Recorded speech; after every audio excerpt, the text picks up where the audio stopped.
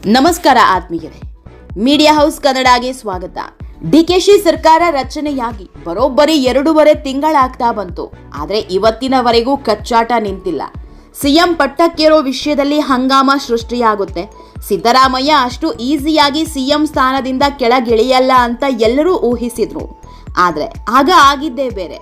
ದಿಲ್ಲಿ ನಾಯಕರ ಒಂದೇ ಒಂದು ಮಾತಿಗೆ ಸಿದ್ದರಾಮಯ್ಯ ತಮ್ಮ ಸ್ಥಾನದಿಂದ ಕೆಳಗಿಳಿದ್ರು. ಇಷ್ಟು ಸುಸೂತ್ರವಾಗಿ ಸಿಎಂ ಬದಲಾವಣೆ ಆಗುತ್ತೆ ಅಂತ ದಿಲ್ಲಿ ನಾಯಕರು ಕೂಡ ಎಕ್ಸ್ಪೆಕ್ಟ್ ಮಾಡಿದ್ರೋ ಇಲ್ವೋ ಗೊತ್ತಿಲ್ಲ.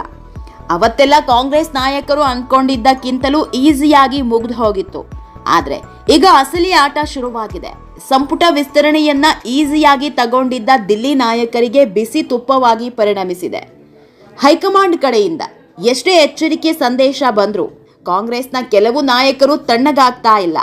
ಅದರಲ್ಲೂ ಎಂ ಕೃಷ್ಣಪ್ಪ ಹಾಕಿರೋ ಪಟ್ಟಿಗೆ ದಿಲ್ಲಿ ನಾಯಕರೇ ತಲೆ ಕೆಡಿಸಿಕೊಂಡಿದ್ದಾರೆ. ಅಪ್ಪ ಮಗನನ್ನ ಅದು ಹೇಗೆ ಸಮಾಧಾನ ಮಾಡೋದು ಅನ್ನೋ ಚಿಂತೆಗೆ ಬಿದ್ದಿದ್ದಾರೆ. ಹೀಗಾಗಿ ಕಾಂಗ್ರೆಸ್ನಲ್ಲಿ ಒಂದು ವಿಕೆಟ್ ಉರುಳೋದು ಖಾಯಂ ಆದಂತಾಗಿದೆ.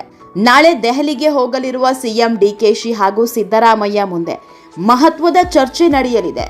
ಈ ವೇಳೆ ಈಗಾಗಲೇ ಸಚಿವರಾಗಿರೋ ಒಬ್ಬರಿಗೆ ಗೇಟ್ ಪಾಸ್ ಕೊಡೋ ನಿರ್ಧಾರ ಕೈಗೊಳ್ತಾರೆ ಅನ್ನೋ ಸುದ್ದಿ ಹರಿದಾಡ್ತಾ ಇದೆ.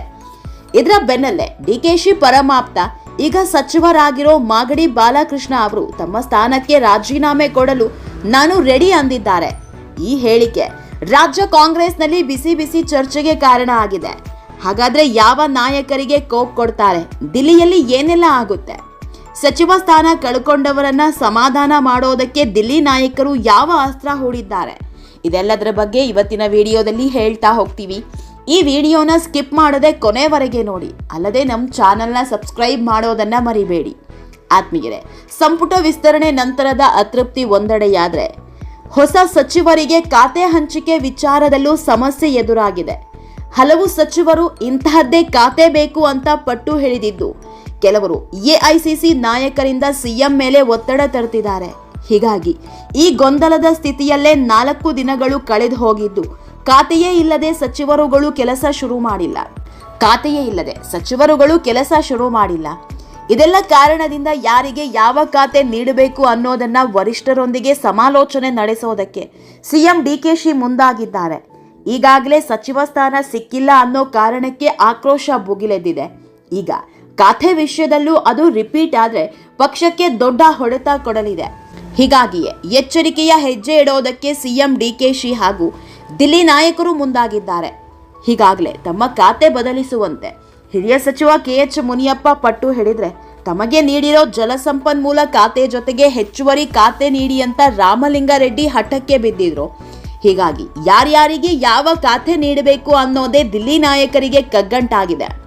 ಆತ್ಮೀಯರೇ, ಸಂಪುಟ ವಿಸ್ತರಣೆ ವೇಳೆ 3 ನ್ಯಾಯ ಪಾಲನೆ ಆಗಿಲ್ಲ ಅನ್ನೋದು ಕಾಂಗ್ರೆಸ್ನ ಹಿರಿಯ ಶಾಸಕರ ಸಿಟ್ಟು. ಅದೇನು ಅಂದ್ರೆ ಮಹಿಳಾ ಪ್ರಾತಿನಿಧ್ಯ, ಸಾಮಾಜಿಕ ನ್ಯಾಯ ಮತ್ತು ಪ್ರಾದೇಶಿಕ ಅಸಮತೋಲನ ಪಾಲನೆಯಾಗಿಲ್ಲ ಅಂತ ಆಕ್ರೋಶ ವ್ಯಕ್ತಪಡಿಸ್ತಾ ಇದ್ದಾರೆ. ಸದ್ಯದ ಮಟ್ಟಿಗೆ ಡಿಕೆಶಿ ಸರ್ಕಾರದಲ್ಲಿ ಒಬ್ಬ ಮಹಿಳಾ ಸಚಿವೆಯರಿಲ್ಲ. ಇನ್ನು ಸಾಮಾಜಿಕ ಜಾತಿವಾರು ಮನ್ನಣೆ ನೀಡಿಲ್ಲ. ಅಲ್ಲದೆ ಪ್ರಾದೇಶಿಕವಾಗಿಯೂ ನ್ಯಾಯ ಸಿಕ್ಕಿಲ್ಲ ಅನ್ನೋದು ಹಲವರ ಆಕ್ರೋಶ. ಪ್ರಾದೇಶಿಕವಾರು ಅಂದ್ರೆ ಉಡುಪಿ, ಕೋಲಾರ, ಚಿಕ್ಕಬಳ್ಳಾಪುರದಲ್ಲಿ ಒಬ್ಬ ಸಚಿವರಿಲ್ಲ.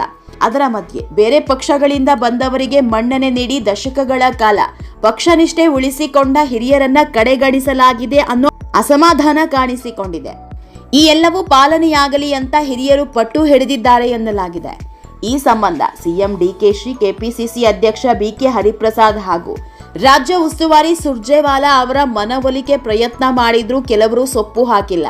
ಸಚಿವ ಸ್ಥಾನದ ಆಕಾಂಕ್ಷಿಯಾಗಿರೋ ಎಂ ಕೃಷ್ಣಪ್ಪ, ಎಚ್.ಕೆ. ಪಾಟೀಲ್ ಜೊತೆ ಮತ್ತೊಂದಿಷ್ಟು ಶಾಸಕರು ಯಾವುದೇ ಆಫರ್ ಕೊಟ್ಟರು ಅದನ್ನ ಒಪ್ಪುತ್ತಿಲ್ಲ. ಹಾಗಾಗಿ ಸಂಪುಟಕ್ಕೆ ಮಿನಿ ಸರ್ಜರಿಯ ಅನಿವಾರ್ಯತೆ ಎದುರಾಗಿದ್ದು ಸಚಿವರ ಪಟ್ಟಿಯನ್ನ ಅಂತಿಮಗೊಳಿಸಿದ್ದ ವರಿಷ್ಠರಿಂದಲೇ ಸಮಸ್ಯೆಗೆ ಪರಿಹಾರವನ್ನ ಸಿಎಂ ಬಯಸಿದ್ದಾರೆ. ಆತ್ಮೀಯರೇ, ಕಾಂಗ್ರೆಸ್ ನಾಯಕರು ಯಾವುದೇ ಆಫರ್ ಕೊಟ್ಟರು ಅಸಮಾಧಾನಿತರು ತಣ್ಣಗಾಗ್ತಾ ಇಲ್ಲ. ಹೀಗಾಗಿ ಸಚಿವ ಸಂಪುಟಕ್ಕೆ ಸರ್ಜರಿ ಮಾಡ್ತಾರೆ ಅನ್ನೋ ಸುದ್ದಿ ಹಬ್ಬಿದೆ. ಕೃಷ್ಣಪ್ಪ ಒಕ್ಕಲಿಗ ಸಮುದಾಯಕ್ಕೆ ಸೇರಿದವರು. ಈಗಾಗಲೇ ಒಕ್ಕಲಿಗ ಸಮುದಾಯಕ್ಕೆ 5 ಸಚಿವ ಸ್ಥಾನ ಸಿಕ್ಕಿದೆ. ಹೀಗಾಗಿ ಕೃಷ್ಣಪ್ಪರನ್ನ ಸೇರಿಸಿಕೊಂಡ್ರೆ 6 ಮಂದಿ ಆಗ್ತಾರೆ. ಹೀಗಾಗಿ ಸದ್ಯ ಇರೋ 5ರಲ್ಲೇ ಒಬ್ಬರಿಗೆ ಕೋಕ್ ಕೊಟ್ಟು ಕೃಷ್ಣಪ್ಪರನ್ನ ಸೇರಿಸಿಕೊಳ್ಬೇಕು. ಆದ್ರೆ ಯಾರನ್ನ ಮನವೊಲಿಸ್ತಾರೆ ಅನ್ನೋದೇ ಯಕ್ಷ ಪ್ರಶ್ನೆ. ಇನ್ನು HK ಪಾಟೀಲ್ ವಿಷಯದಲ್ಲೂ ಇದೇ ಆಗ್ತಿರೋದು.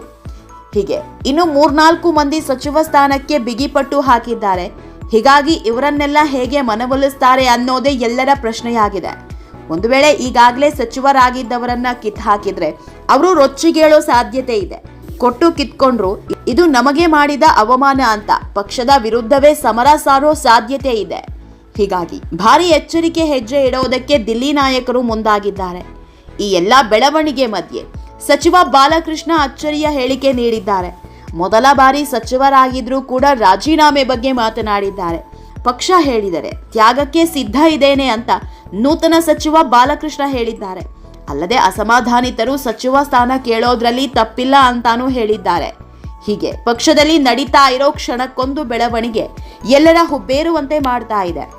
ಆತ್ಮೀಯರೇ, ಈ ವಿಡಿಯೋ ನಿಮಗೆ ಇಷ್ಟವಾದಲ್ಲಿ ಲೈಕ್ ಮಾಡಿ, ಶೇರ್ ಮಾಡಿ, ಕಾಮೆಂಟ್ ಮಾಡಿ. ಇನ್ನೂ ನಮ್ಮ ಚಾನಲ್ನ ಸಬ್ಸ್ಕ್ರೈಬ್ ಮಾಡಿಲ್ಲ ಅಂದರೆ ಮಿಸ್ ಮಾಡಬೇಡಿ, ಈಗಲೇ ಸಬ್ಸ್ಕ್ರೈಬ್ ಮಾಡಿ.